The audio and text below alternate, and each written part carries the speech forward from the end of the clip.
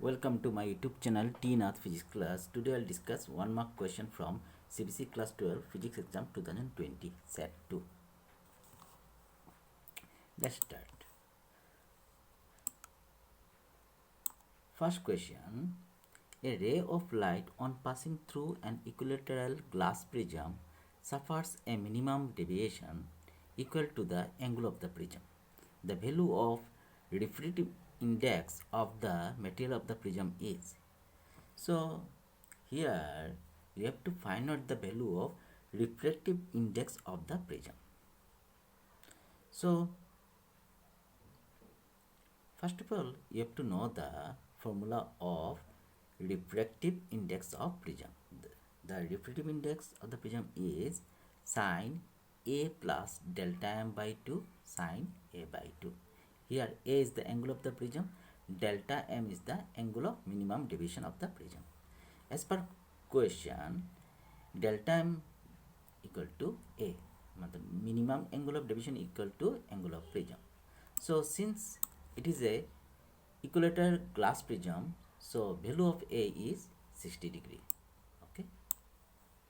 Now mu, that is refractive index, sine a plus a, because delta m and a is equal. Okay, then sine a by 2. So ultimately here a plus a, 2a, and denominator is 2, cancel out, it will become sine a. So after that here sine a equal to 2 sine a by 2 cos a by 2. Here we utilize the formula of trigonometry. Okay, sine a by 2 sine a by 2 cancel out, it will become 2 cos a by 2. Okay, 2 cos, what is the value of a? 60 degree. Okay, so it will become 30 degree. Okay, 2 into cos 30 is root 3 by 2, 2 cancel out, so ultimately we find out mu as root 3. Okay, so refractive index of the prism is root 3. That is the answer. Okay, next question. According to Bohr's atomic model, the circumference of the electron orbit is always an dash multiple of de Broglie wavelength. Okay, so since the orbit is stationary, we can say that you can express it as circumference equal to n into lambda. Okay, electron is wave nature, so it should possess wavelength. Therefore circumference equal to n lambda, and this lambda is the de Broglie wavelength. So it is very much clear that circumference is always equal to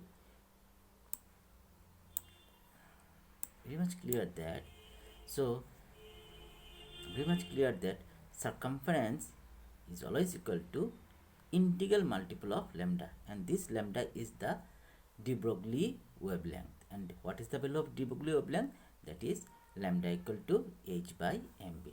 So answer is an integral multiple of de Broglie wavelength. Okay,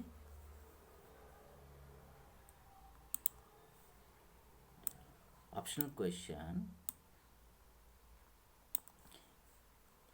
In beta decay, the parents and daughter nuclei have same number dash.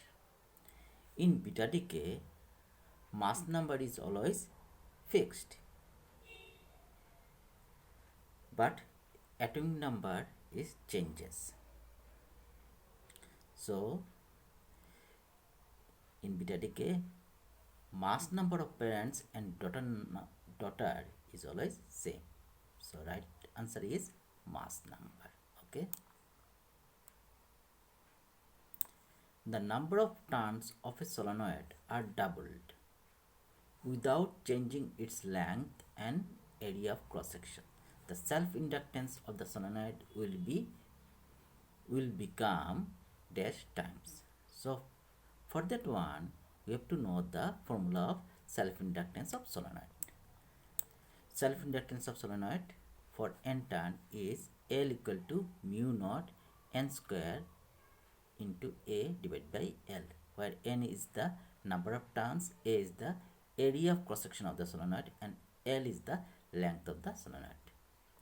As per question, number of turn is double, so new self inductance of solenoid L dash equal to mu naught 2n whole square into A divided by L. 2n square, it will become 4, okay, 4 comes out into mu naught n square A by L. And what is the value?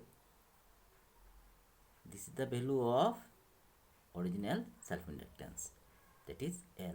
So it is very clear, very much clear, that new self-inductance is 4 times of the original self-inductance. Okay. Next question.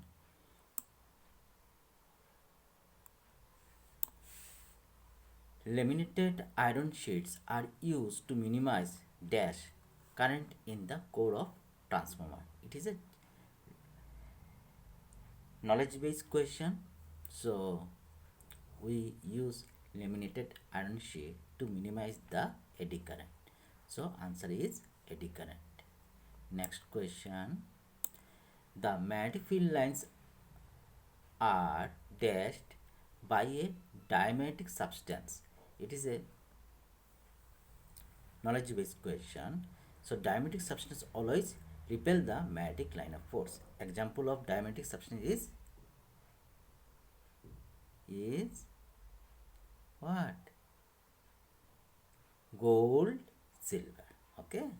So gold and silver always repel the magnetic line of force due to its diamagnetic properties. Okay. Next question. Why cannot we use silicon and germanium in fabrication of visible LEDs? LED means light emitting diode. Light emitting diodes are junction device constructed of gallium arsenide or gallium arsenide phosphide. So in case of silicon or germanium, why they are not suitable? Because at that junction heat will be produced and they are not appreciable to produce infrared or visible light.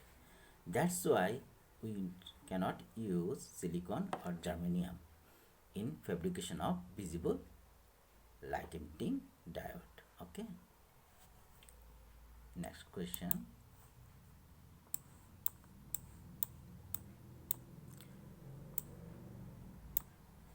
The variation of stopping potential V naught with frequency nu of the light incident on two different photosensitive surface M1 and M2 is shown in figure. Identify the surface which has greater value of work function. So this is the diagram, stopping potential versus frequency, and these are the two graphs, M1 and M2. So here we have to find out which has larger value of work function. First of all, you have to know the formula of work function. The work function W naught equal to H nu naught. Nu naught means threshold frequency. More is the value of threshold frequency, more is the work function. So now just glance this figure. So from this figure it is very much clear that M2 has higher value of threshold frequency. So M2 has large value of work function compared to M1. Okay.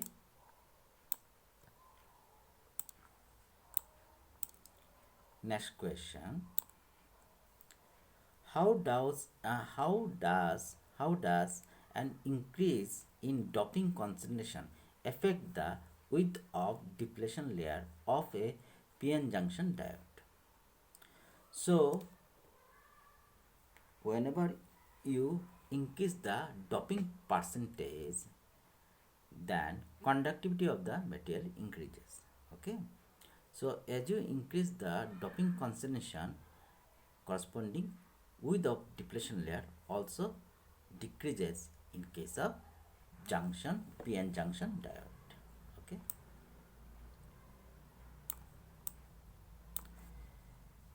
next question. The nuclear radius aluminum mass number is 27, atomic number is 13, is 3.6 Fermi. Find the nuclear radius of copper, mass number 64, atomic number 29. So to find out the nuclear radius, we have to know the formula of nuclear radius. Okay. So what is the formula of nuclear radius? R equal to R naught A to the power 1 by 3. Here R naught is the range of nuclear force. Okay. Therefore R2 by R1 equal to A2 by A1. A2 means mass number of copper and A1 is the mass number of aluminum. Okay.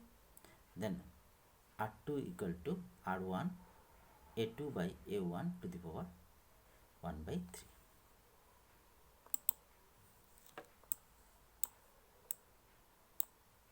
Then R1, value of R1 is 3.6.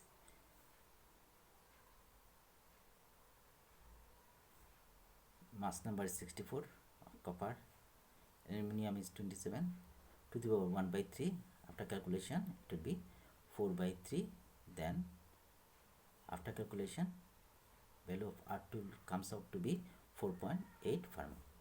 Therefore, the value of R2 is 4.8 Fermi. Okay. Optional question.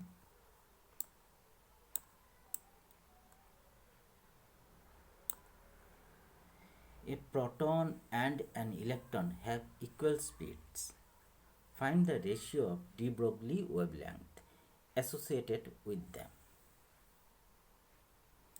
First of all, you have to know the formula of de Broglie wavelength, that is lambda equal to h by mv, where m is the mass of the particle and v is its velocity.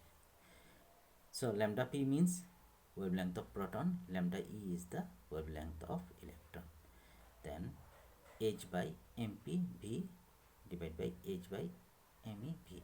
Since for proton and electron possess same speed, therefore vv cancel, hs cancel, ultimately it will be comes out as me by mv. The value me means mass of electron, that is 9.1 into 10 to the power minus 31.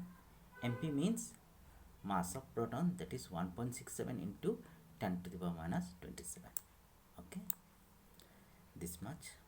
So in my next class I'll discuss some more questions from this CBSE class 12 physics exam 2020. Stay safe, stay at home. Thank you for watching my video.